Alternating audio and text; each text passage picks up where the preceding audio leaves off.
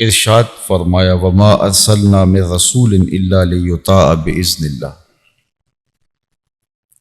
اور ہم نے کوئی رسول مبعوث نہیں کیا مگر اس لیے کہ اللہ کے اذن سے اس کی اطاعت کی جائے۔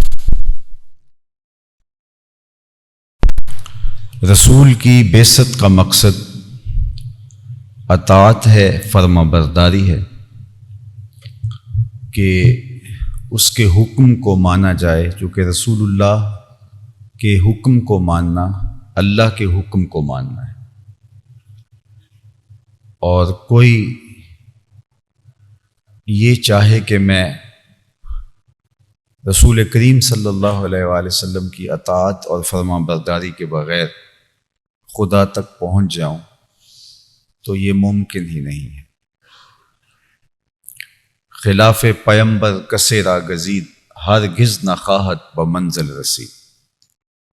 ممکن ہی نہیں ہے کہ منزل نصیب ہو پائے۔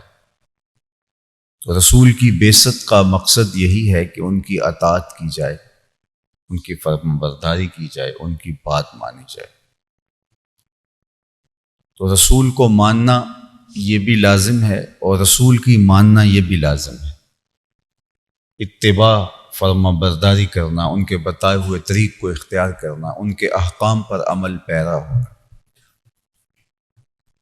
تو فرمایا کہ ہم نے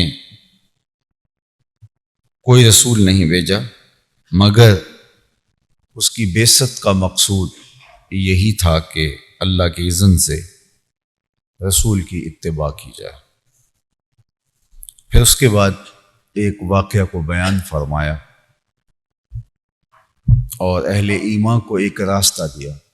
وَلَوْ أَنَّهُمْ إِذ ظَلَمُوا أَنفُسَهُمْ جَاءُوكَ، اور اے محبوب اگر یہ لوگ اپنی جانوں پہ ظلم کر بیٹھیں تو تیری چوکھٹ پہ آ جائیں۔ فَاسْتَغْفَرُوا اللَّهَ، تو اللہ سے استغفار طلب کریں۔ وَاسْتَغْفَرَ لَهُمُ الرَّسُولُ، پھر ان کے لیے رسول استغفار طلب کرے۔ لَوَجَدُوا اللَّهَ تَوَّابًا رَحِيمًا، تو اللہ کو توبہ قبول کرنے والا، رحم کرنے والا پائیں گے۔ ظلم کر بیٹھیں، گناہوں سے لتھڑ جائیں، عیبوں سے بھر جائیں تو محبوب تیری چوکھٹ پہ آ جائیں۔ حضرت ابو لبابہ رضی اللہ تعالی عنہ سے ایک عمل سرزد ہو گیا، انہوں نے مسجد نبوی کے ستون کے ساتھ اپنے آپ کو بندھوا دیا اور کہا کہ جب تک میری توبہ کا اعلان نہیں ہوتا میں یہیں رہوں گا۔ مسلسل 7 دن تک وہاں بندے رہے اور پھر اللہ نے ان کی مغفرت کا، ان کی بخشش کا ارشاد کیا تو حضور علیہ السلام نے فرمایا کہ ابو لبابہ کی مغفرت کر دی گئی۔ تو لوگوں نے جا کے خوشخبری دی۔ حضرت ابو لبابہ نے کہا کہ میں اتنی دیر تک نہیں یہاں سے ہٹوں گا جب تک میری رسیوں کی بندنیں خود حضور آ کے نہ کھولیں۔ آپ جب ریاض الجنہ میں جاتے ہیں تو وہاں ایک ہے استوان ابی لبابہ، جس کو ستون توبہ بھی کہتے ہیں۔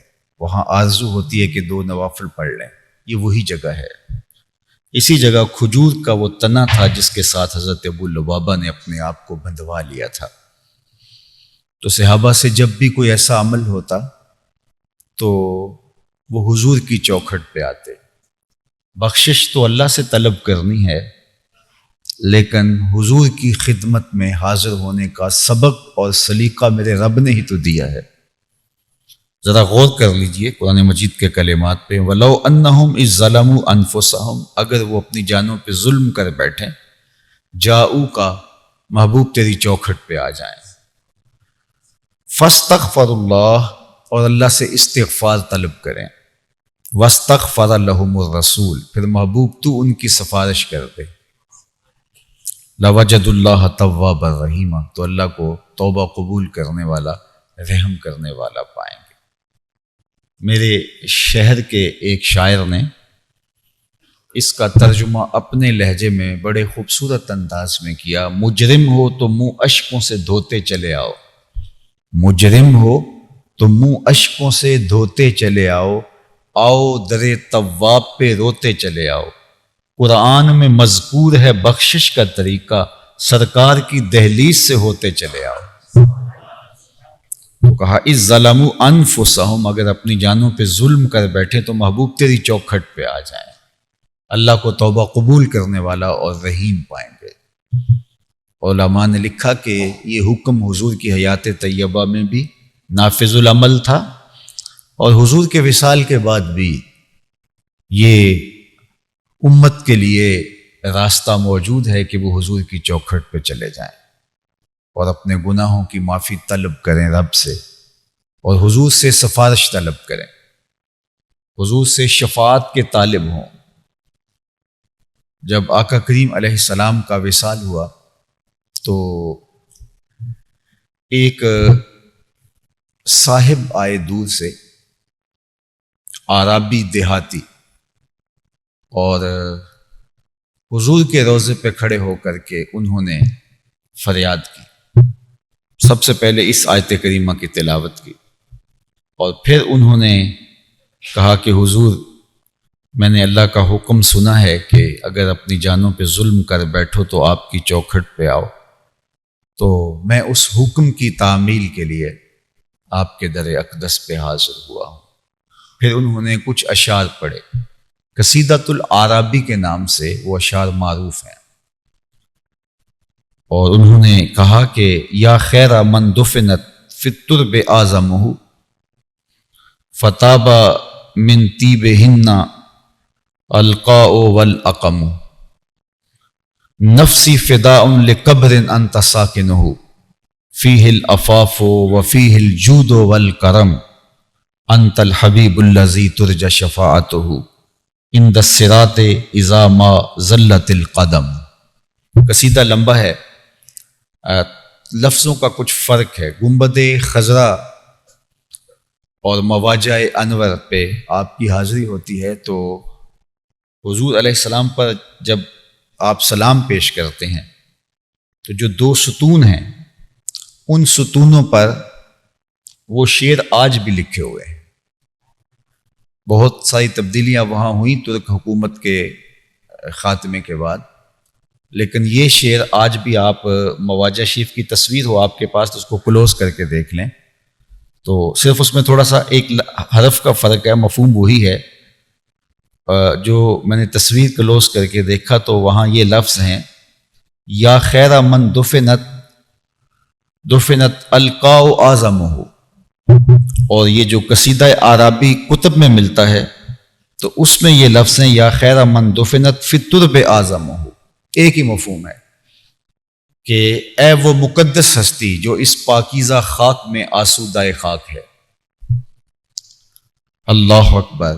اور یہ خوشگوار مقدس خاک آپ کے دم سے ایک بقعۂ نور بن گئی۔ میری جان فدا اس قبر انور پر جس میں آپ آرام کر رہے ہیں۔ فیہ العفاف وفیہ الجود والکرم، یہاں معافیاں ہیں، یہاں ثقافتیں بٹ رہی ہیں، یہاں کرم کا باڑا بٹ رہا ہے۔ وہ یہ اشعار گنگناتا رہا، پڑھتا رہا۔ امام عتبی کہتے ہیں کہ میں موجود تھا اور میں اس کے اس ذوق فراواں کو دیکھتا رہا، اور وہ فریاد کر کے چلا گیا تو میری بیٹھے بیٹھے وہاں آنکھ لگ گئی، تو مجھے خواب میں حضور علیہ السلام کی زیارت ہوئی۔ تو آقا کریم نے فرمایا قم یا عتبی والحق العرابی فبشرہ بالجنہ، اے عتبی اٹھو، اس دیہاتی کو ڈھونڈو اور جب ملے تو میری جانب سے جنت کی بشارت دے دے۔ اس کو تفسیر ابن کثیر نے بھی اس آیت کریمہ کے تحت لکھا ہے، اور باقی لوگوں نے بھی، امام قرطبی نے، باقی لوگوں نے اس کو لکھا ہے۔ اور صاحب مدارک التنزیل اس آیت کریمہ کے تحت ایک اور واقعہ لکھتے ہیں، اور امام قرطبی نے بھی، معتبر مفسر ہیں، انہوں نے بھی یہ واقعہ لکھا کہ حضور کے وصال کو ابھی 3 دن گزرے تھے، تو ایک دیہاتی حضور کی بارگاہ میں حاضر ہوا اور اسے نہیں پتا تھا کہ حضور کا وصال ہو گیا۔ وہ تو ملنے کے شوق میں آیا، لیکن جو ہی وہ مدینہ المنورہ پہنچا تو اسے پتہ چلا کہ 3 دن ہو گئے حضور کا وصال ہو چکا ہے، بلکہ 3 دن تدفین کو گزر چکے ہیں۔ تو وہ حضور کے روضہ انور کے پاس آ کے بیٹھ گیا۔ اس وقت قبر انور تھی حجرہ عائشہ میں، تو وہ مٹی لے کر اپنے سر میں ڈالتا تھا اور ساتھ یہ کہتا تھا کہ میں تو گناہوں کی بخشش کے لیے آیا تھا اور یہاں آ کے مجھے پتہ چلا کہ آپ کا وصال ہو گیا، میں تو ایسے نہیں جانا۔ وہ ضد کر کے وہاں بیٹھ گیا۔ فنودی من القبر انہ قد غفر لک، گنبد خضرا سے آواز آئی، جا تیرے گناہ معاف کر دیے گئے۔ اللہ اکبر۔ تو یہ باڑے بٹ رہے ہیں، یہ انوار کی برکھا برس رہی ہے۔ تو کہا کہ اگر اپنی جانوں پہ ظلم کر بیٹھو تو اس چوکھٹ پہ آ جاؤ، یہاں آ کے اپنے دکھڑے سنا سکتے ہو، اپنی حاجتیں کہہ سکتے ہو، اور وہ تمہاری سفارش رب کی بارگاہ میں کریں گے۔ وہ تمہاری گفتگو کو، تمہارے کلام کو سنتے ہیں۔ اللہ اکبر۔ آپ نے نام سنا ہوگا بنو امیہ کے بڑے ظالم گورنر، بصرہ کے گورنر حجاج بن یوسف کا۔ تو یہ مدینہ المنورہ میں آیا تو اس نے ایک منظر دیکھا، ایک شخص حضور کی قبر پر ایسے جھکا ہوا ہے اور اپنی باہوں میں حضور کی قبر اطہر کو لیا ہوا ہے۔ تو اس نے بڑے کرخت لہجے میں کہا کہ کون ہے؟ تو اس شخص نے اس کے یہ کہنے کا مطلب کون ہے یہ تھا کہ تم یہ کیا کر رہے ہو، قبر کو آپ اس طرح اپنے باہوں میں لیے رو رہے ہو، یہ کیا کر رہے ہو؟ تو اس شخص نے سر اٹھایا اور ایک لفظ کہا، چونکہ جو حجاج کا لہجہ تھا وہ یہ بتا رہا تھا کہ یہ تم درست نہیں کر رہے۔ تو اس شخص نے سر اٹھا کر کے کہا، میں کسی پتھر کو نہیں پوج رہا، اپنے آقا کی قبر کو چوم رہا۔ اب وہ شخص کون تھا؟ جب اس نے سر اٹھایا تو وہ حضرت ابو ایوب انصاری تھے رضی اللہ تعالیٰ عنہ۔ حضرت بلال بن رباح رضی اللہ تعالیٰ عنہ کا سفر شام وہ بھی زمانہ نہیں بھول سکتا۔ شام سے پھر سفر مدینہ، حضور کے وصال کے بعد حضرت بلال شہر مدینہ چھوڑ گئے تھے۔ وہ کہتے تھے اب میرا یہاں جی نہیں لگتا، بے چینی تھی کہ اب ان گلیوں میں حضور نظر نہیں آتے۔ تو ایک عاشق صادق بے تاب ہو گیا اور پھر شام کا ایک قصبہ تھا داریہ، وہاں جا کے استقامت پذیر ہو گئے۔ تو ایک دن حضور علیہ السلام خواب میں ملے اور فرمایا، ما ہذہ الجفۃ یا بلال، بلال یہ کیا بے وفائی ہوئی، یار ہو کے ملنے بھی نہیں آتے ہو۔ تو پھر دن رات سفر کرتے مدینہ المنورہ پہنچے۔ ابن عساکر نے لکھا ہے، باقی لوگوں نے لکھا ہے، بہت تسلسل کے ساتھ یہ روایت کتب تواریخ و احادیث میں موجود ہے۔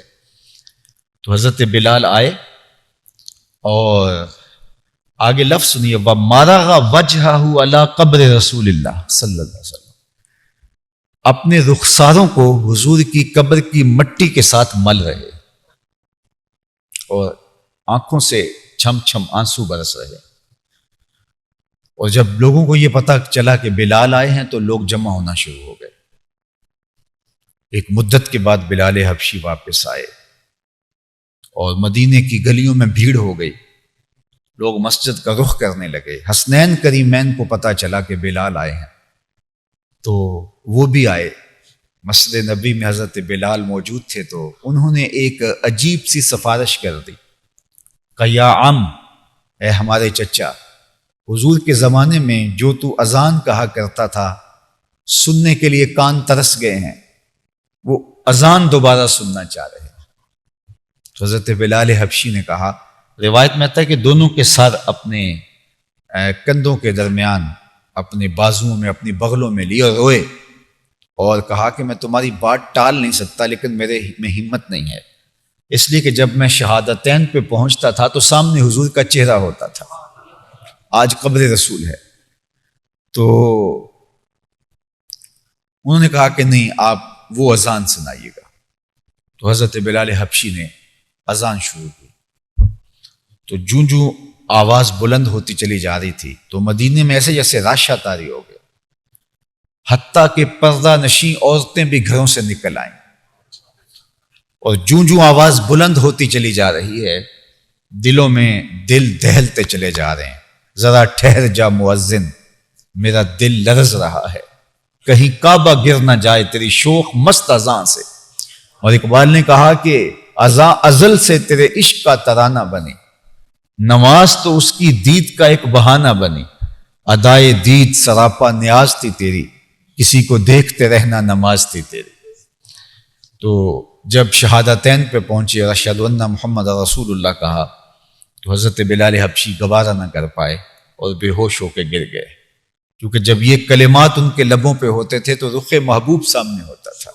بلکہ فتح مکہ کے دن حضور نے فرمایا کہ بلال کعبے کی چھت پہ چڑھ کے آج اذان پڑھو، اور حضور طواف کر رہے ہیں، اچھا یہاں اذان پڑھیں گے تو رخ قبلے کی طرف کریں گے، لیکن جب کوئی قبلہ کے اندر کھڑا ہو یا کعبہ کی چھت پہ کھڑا ہو تو وہ جدھر مرضی منہ کر لے، جدھر رخ کرے گا ادھر ہی قبلہ ہوگا۔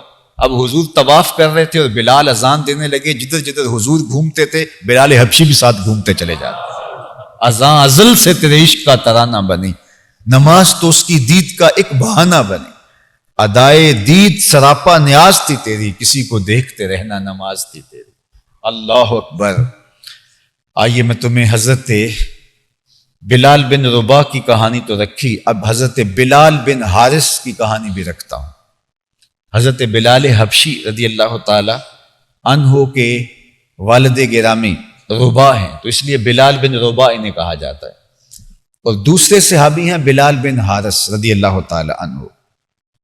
وہ کہتے ہیں ایک زمانے میں قحط پڑ گیا اور لوگ حضور کے روضہ انور پہ گئے اور جا کے وہاں فریادیں کی کہ بارش نہیں ہوتی اور لوگ قحط میں مبتلا ہیں۔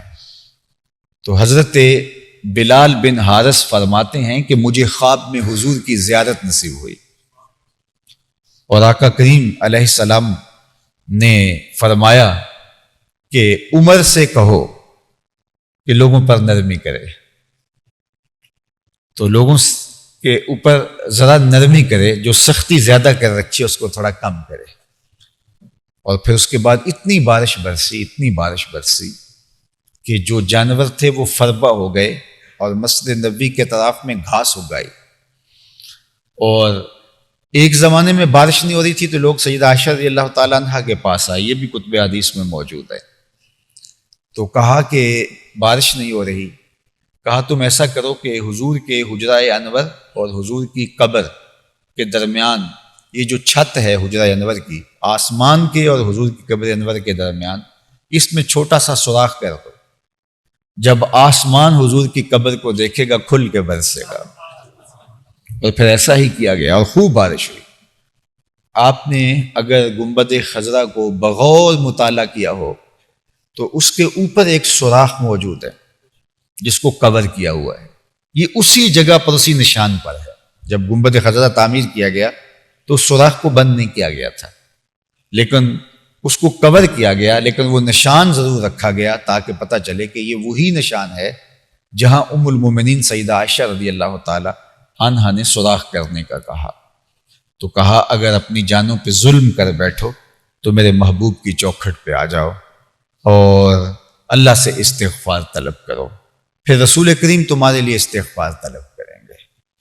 لوجد اللہ تواب الرحیم۔ تو یہ حیات طیبہ میں بھی تھا، اور حضور کے وصال کے بعد بھی صحابہ کا یہ معمول رہا۔ میں نے 2-4 واقعات آپ کے سامنے رکھے، اور اس کے بعد بھی مختلف اوقات کے اندر، مختلف زمانوں کے اندر لوگ حضور کے روضہ انور پہ حاضر ہوتے رہے اور عقیدتوں کا اظہار کرتے رہے، اور اس تیقن کے ساتھ، اس یقین کے ساتھ کہ ہم اپنے آقا و مولا حضور ختم المرتبت کے سامنے حاضر ہیں۔ بلکہ امام مالک، امام شافعی، امام احمد بن حنبل اور امام دار الہجرہ امام مالک اور امام اعظم ابو حنیفہ، ان 4 ائمہ کا جو موقف ہے حضور کے روضہ انور پہ حاضری کا، ان میں 3 کا الگ ہے اور امام مالک کا الگ ہے۔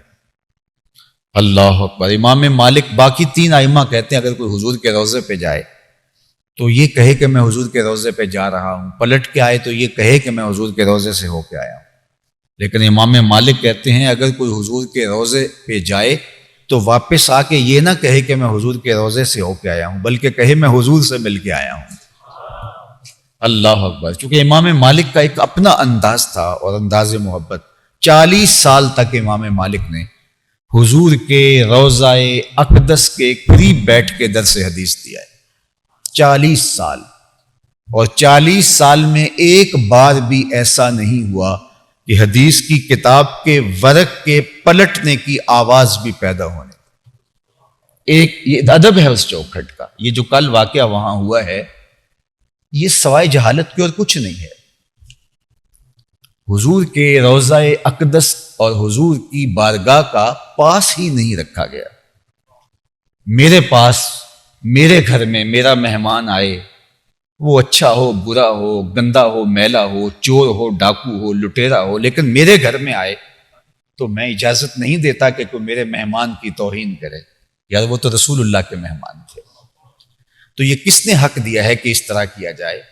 وہاں تو آواز بھی اونچی نہیں ہونی چاہیے. لے سانس بھی آہستہ کے دربار نبی.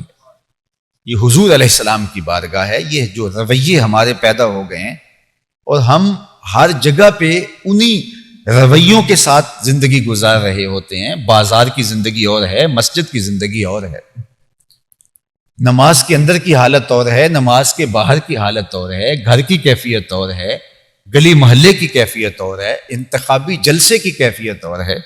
ہر جگہ کی ایک الگ الگ کیفیت ہے.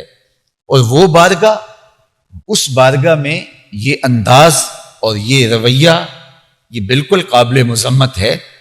حضور کی بارگاہ کا ادب یہ ہے کہ امام مالک نے 40 سال تک درس حدیث دیا ہے اور کتاب کے ورق کے پلٹنے کی آواز بھی پیدا نہیں ہوئی. اللہ اکبر. تو کہا کہ اگر تم استغفار کرو گے تو اللہ کو تواب بھی پاؤ گے، رحیم بھی پاؤ گے.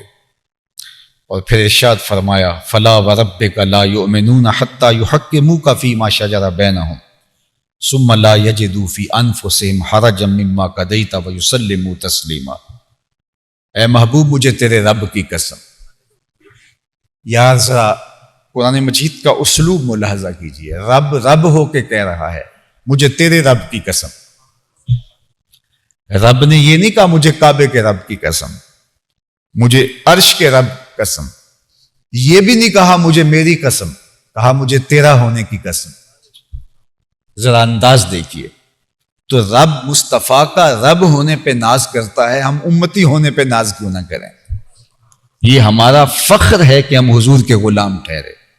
میرے بزرگ جھوم کے پڑا کرتے تھے محمد جانے جانا ہے، پیغمبر ہو تو ایسا ہو، رسولوں کی بشارت سے مبشر ہو تو ایسا ہو، امر توقیر کا سب کو موکر ہو تو ایسا ہو، یا ہم کو غلام ان کا مقدر ہو تو ایسا ہو. یہ ہمارے بخت کہ ہم حضور کے غلام ٹھہرے. اللہ اکبر. میری خوش قسمتی میں تیرا امتی، یہ میرے اور آپ کے مقدر. میں نے کتب میں پڑھا ہے 12 نبیوں نے آرزویں کی ہیں حضور کی امت میں ہونے کی. پیغمبر ہو کے آرزویں کرتے رہے. ہم نے تو کوئی آرزو نہیں کی، ہم نے تو کوئی تمنا نہیں کی.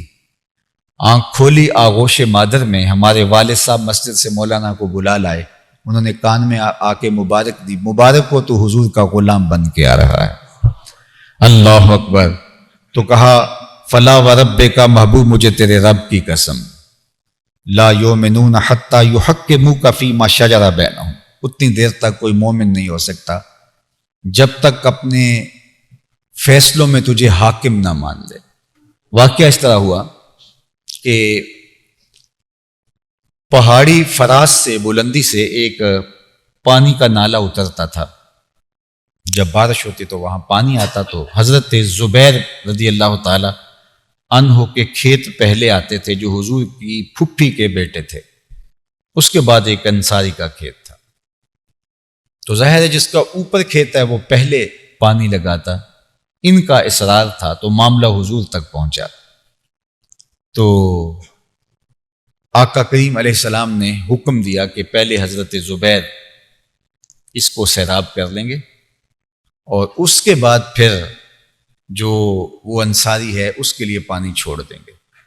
لیکن اس کے دل میں گھٹن پیدا ہوئی تو اللہ کے محبوب نے فرمایا ٹھیک ہے تم پھر پانی روک لینا۔ تو اللہ تعالیٰ جل شانہ نے تب ارشاد فرمایا فلا وربک لا یؤمنون، مجھے تیرے رب کی قسم کوئی اتنی دیر تک مومن ہی نہیں ہو سکتا جب تک حتی یحکموک فیما شجر بینہم، جب تک اپنے فیصلوں میں تجھے حاکم نہیں مان لیتا۔ ثم لا یجدوا فی انفسہم حرجا مما قضیت، پھر جو تو محبوب فیصلہ کرے اس کو قبول کرنا تو قبول کرنا ہے، دل میں بھی تنگی محسوس نہ کرے، اس کو دل و جان سے اس فیصلے کو جب تک قبول نہیں کر لیتا، مجھے تیری قسم، تیرے رب کی قسم، اتنی دیر تک کوئی مومن ہی نہیں ہو سکتا۔ دوسرا شان نزول اس کو علماء نے یہ لکھا ہے کہ حضور علیہ الصلوۃ والسلام کے پاس ایک نام نہاد مومن، جو مومن کہلاتا تھا وہ منافق، اور ایک یہودی کسی معاملے میں مقدمہ لے کر کے حاضر ہوئے۔ آقا کریم نے دونوں کو سنا، اور جو یہودی تھا وہ اس معاملے میں ماجرے میں حق پر تھا تو اس کے حق میں فیصلہ دے دیا۔ اب وہ جو کلمہ گو تھا اس کو بڑا غصہ لگا کہ میں کلمہ بھی پڑھتا ہوں اور فیصلہ اس کے حق میں دیا گیا ہے۔ تو وہاں سے نکلے تو اس نے کہا میں تو حضرت عمر کے پاس جاؤں گا اور فیصلہ ان سے کرواؤں گا۔ تو اس یہودی نے کہا کوئی حرج نہیں، آپ وہاں چلے جاتے ہیں۔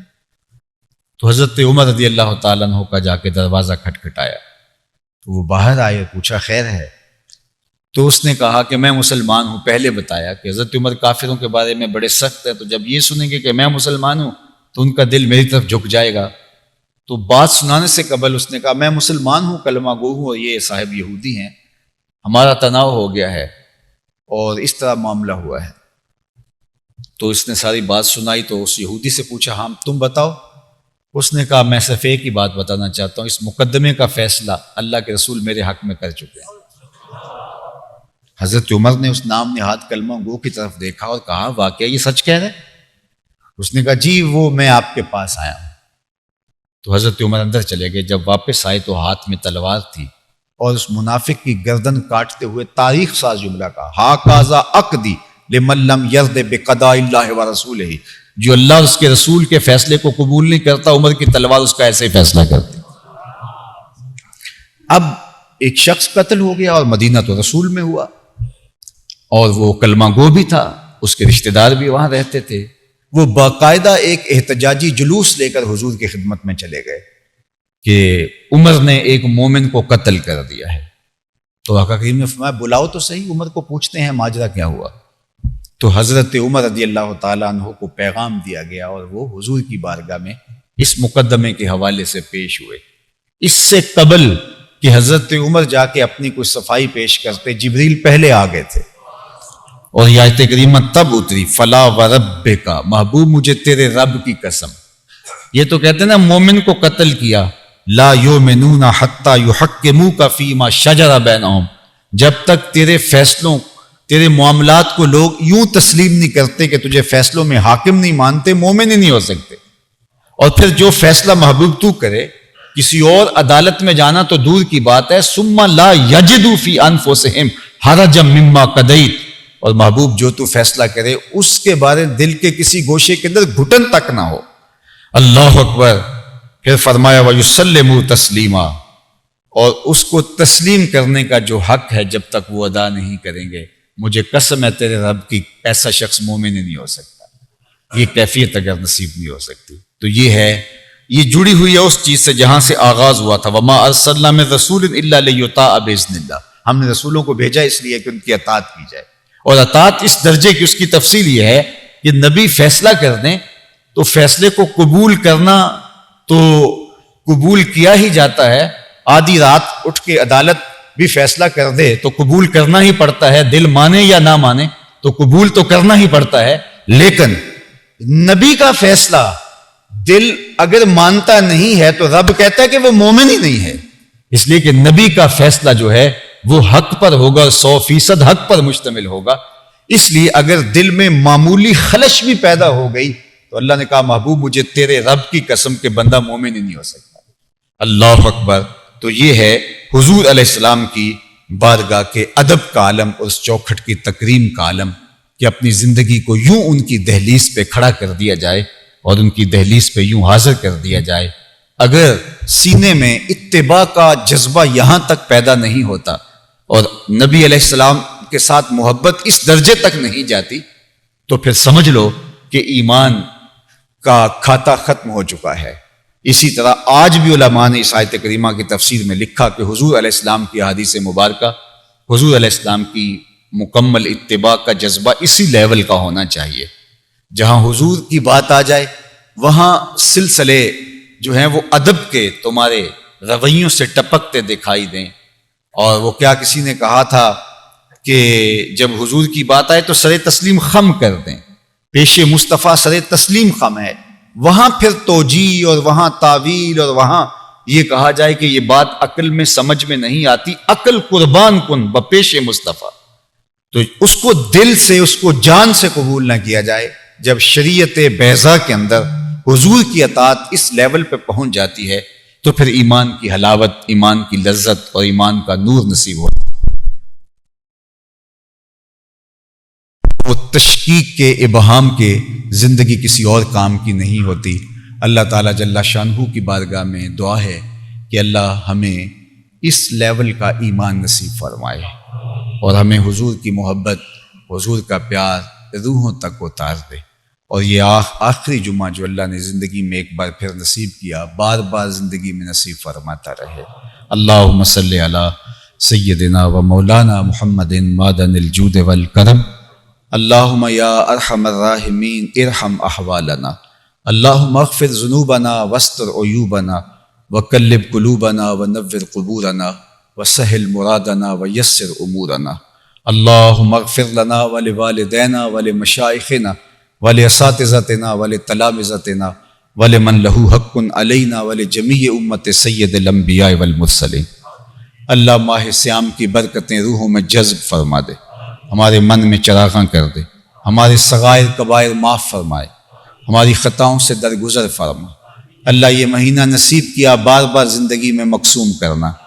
اللہ راتوں کا قیام، دن کے اجالوں کے اندر کتاب کی تلاوت اور تراویح کے اندر ہمارا کھڑا ہو کے تیری پاکیزہ کتاب کی تلاوت سننا مستجاب فرما لیا جائے۔ اللہ روزے کے دوران ہم سے جو کوتاہیاں ہوئیں اپنے کرم سے معاف کر دی جائیں، ہماری خطاؤں سے درگزر کیا جائے۔ اللہ ہم سب کو اپنی خاص امان، پناہ اور حفاظتوں کا حصار دیا جائے۔ اللہ میرے وطن کی خیر فرمائی جائے، میرے ملک کو امن کے اجالے نصیب کر دے۔